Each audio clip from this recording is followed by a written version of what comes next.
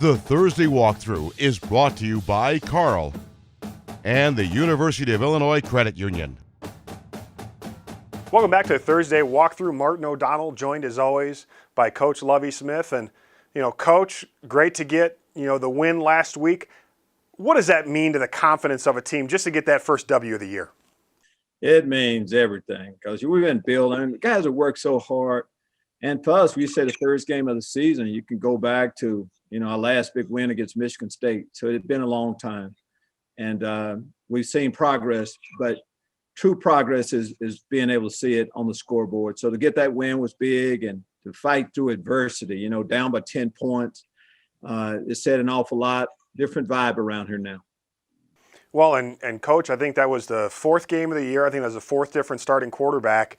We'll start by talking a little bit about Isaiah Williams. Obviously, Big Ten Freshman of the Week.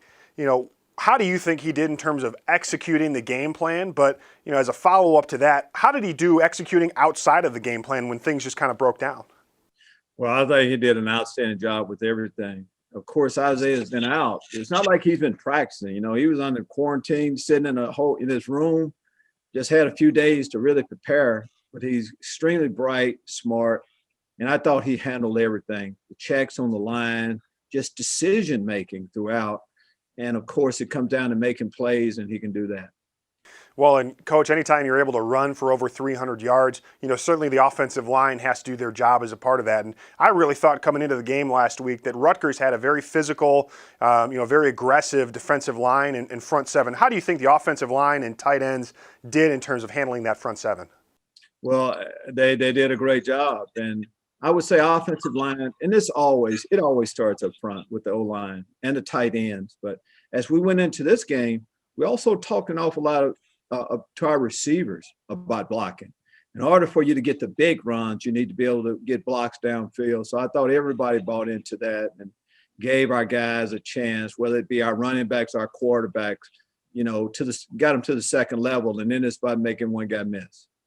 Well, and Coach, again, so much of college football, as you know, is about confidence and guys kind of, finding that and really, trusting in themselves. And a couple of guys who need to be the playmakers on defense for you, being Jake Hansen, Nate Hobbs, both came up with big plays. Yes, both our two captains, defensive captains, and we expect that from them. First off, Nate's an excellent player.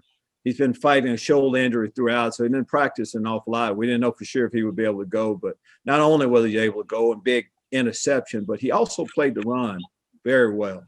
And Jake Hansen can do it all. Move back to his old position, whether it's rushing the passer, stripping the football, or intercepting it. His team needs him to make big plays like that, and he's capable each week. Well, and Coach, obviously the game-winning kick, James McCourt. What's the distance what kind of distance do you feel comfortable with him kicking from? Is that something that you guys talk about, the day of the game? How far are you willing to let him go? Well, Coach Ligg and I, we talk of course, with James. We get, I ask him, hey, where can we make it? What's the yard line? And as we're driving, in conjunction with the offense, let him know exactly what yard line we have to get to. And then from there, James has history. If he says he can make it from this distance, and we've seen him do that, we're going to go with it. That was the case on all three of the field goals, of course, that we kicked. We missed a couple, but just glad we got a chance to give him another shot, and, of course, he came through. Well, and Coach, obviously this week, another game on the road, traveling to Nebraska. What's one thing that's a point of emphasis or has been a point of emphasis this week as you prepare for the Huskers? Well, as we compare, we've had history with them, and, talking offensively, we put up a lot of points every time we played them. On the defensive side of the football, they've been able to move the ball just too much against us. It's as simple as that. This week, the running game on both sides of the ball, that always starts with that. And turnover ratio, we got 3 takeaways this past week and only turned the ball over one time. It always comes down to that turnover ratio, and it's a little bit different. It'll be a different vibe going to Lincoln without any fans. So we got to look at this as a home game for us. Well, and Coach, again, playing the Nebraska Cornhuskers, and I know you're a healthy eating guy. What's your favorite way to have corn prepared? You a corn on the cob guy, corn souffle? I mean, what's the preferred method? A couple of different ways. Of course, cream corn I loved growing up. My mom, a great job with that. But just plain corn on the cob is as good as it gets. I could eat corn on the cob, I'll just say quite often I could. Once a week, and life would be pretty good.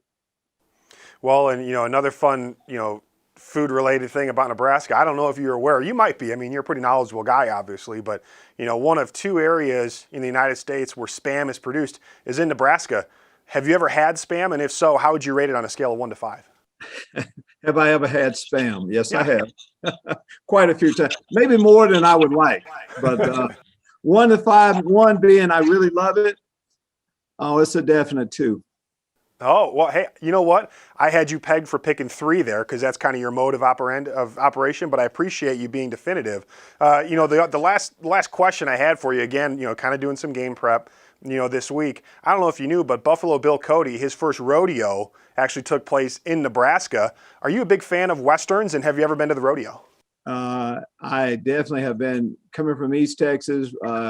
They're 5 miles from my home is one of the biggest rodeos each year. So I'm very familiar. And I was of course raised on a farm.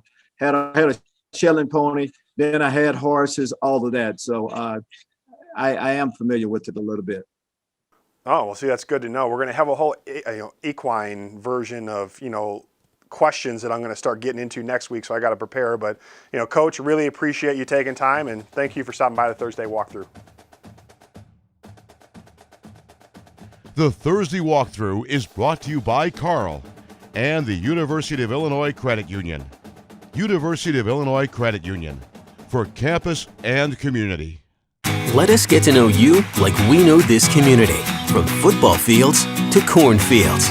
If you share the community spirit, come see why you and I belong together. U of I Community Credit Union, for campus and community.